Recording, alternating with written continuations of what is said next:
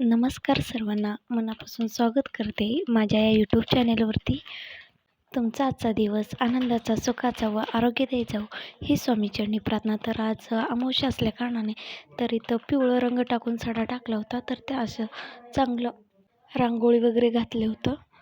तर या ठिकाणी अमावस्या असल्या कारणानं हळदीचं लेपन केलं होतं.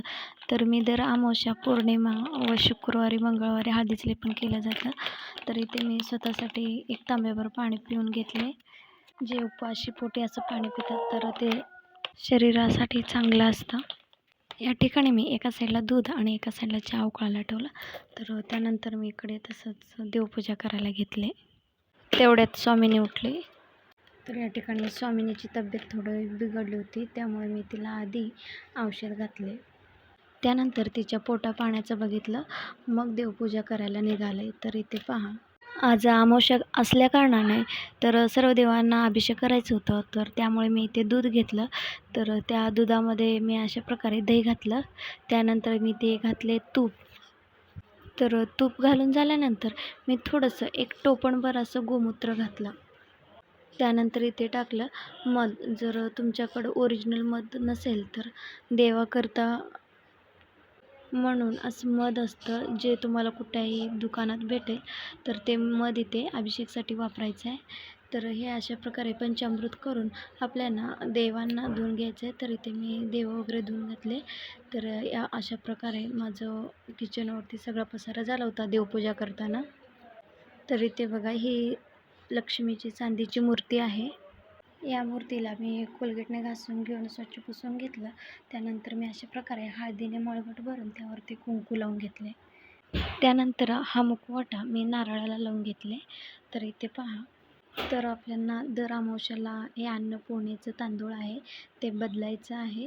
त्यावरती अशा प्रकारे हळद कुंकू वाहून अन्नपूर्णा देवीची मूर्ती ठेवायची आहे. त्यानंतर आपल्याला फूल वाहायचं आहे. तर हे सगळं पूजा झाल्यानंतर मी दिवा लावले आणि धूप, उदबत्ती वगैरे हे सगळे आमच्या कंपाऊंडमध्ये जे झाडे लावले होते फुलांचे, त्या झाडावरती आलेले हे फुले आहेत. तर फार सुंदर फुले होते. रोज भरपूर असे फुले उमलतात. चला, तर आता मी सगळीकडे फुलं वाहून घेतले. त्यानंतर इथे मी कुंकुमार्चन करत आहे, जे लक्ष्मीला प्रिय आहे. श्रीयंत्र हे लक्ष्मीचं आसन आहे, जे आपल्याला आर्थिक अडचणीपासून मदत होते. तर ही सेवा तुम्हाला मंगळवारी, शुक्रवारी, अमावस्या, पौर्णिमेला करायचं आहे. तर मी 16 वेळा श्रीयंत्रावरती मंत्र म्हणून त्यानंतर कमळगट्ट्यावरती मंत्र म्हणत आहे. कमळगट्टा हे लक्ष्मीला प्रिय आहे. जे कमळ बीज आहे ना, ते त्याच्यापासून बनवलं जातं. यावरती जे कुंकू आपण वाहिलं आहे ते कुंकू आपल्याला कपाळावरती व भांगेत लावायचं आहे. यामुळे आपल्याला अखंड सौभाग्यवतीचा आशीर्वाद मिळतो. तसेच अनेक अडचणीवरती मात करायचं असेल तर तुम्हाला हे कुंकू रोज सकाळी उठून आपल्या कपाळावरती लावायचं आहे. आणि कोणत्याही कामाला निघत असताना तर हे कुंकू लावून तुम्हाला बाहेर जायचं आहे. तर अशा प्रकारे माझी पूर्ण पूजा झाली. त्यानंतर मी ते किचन कट्टा सगळं साफ केलं. त्यानंतर मी थोडंसं कणिक मळून अजिंक्यसाठी फक्त एक चपाती बनवून घेतली. तर त्याला भाजी वगैरे काय बनवलं नव्हतं, कारण त्याला देणार होते मी टिफिनला जाम देणार होते. तर इथे सगळे त्याची टिफिनची व्यवस्था झाली.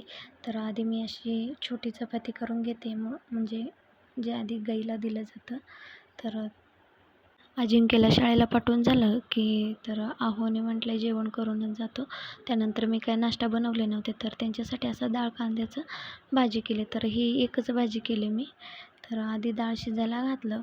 त्यानंतर मी असं बारीक चिरलेली कांद्याचं पात आहे ते पात घालून घेतले. पात घालून आपल्याला 4 ते 5 मिनटं शिजवायचं आहे.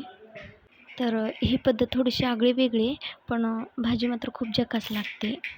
त्यानंतर मी इथे हिरवी मिरची, लसूण, कोथिंबीर हे खलबत्त्याने कांडून घेतले, मग त्यामध्ये टाकले.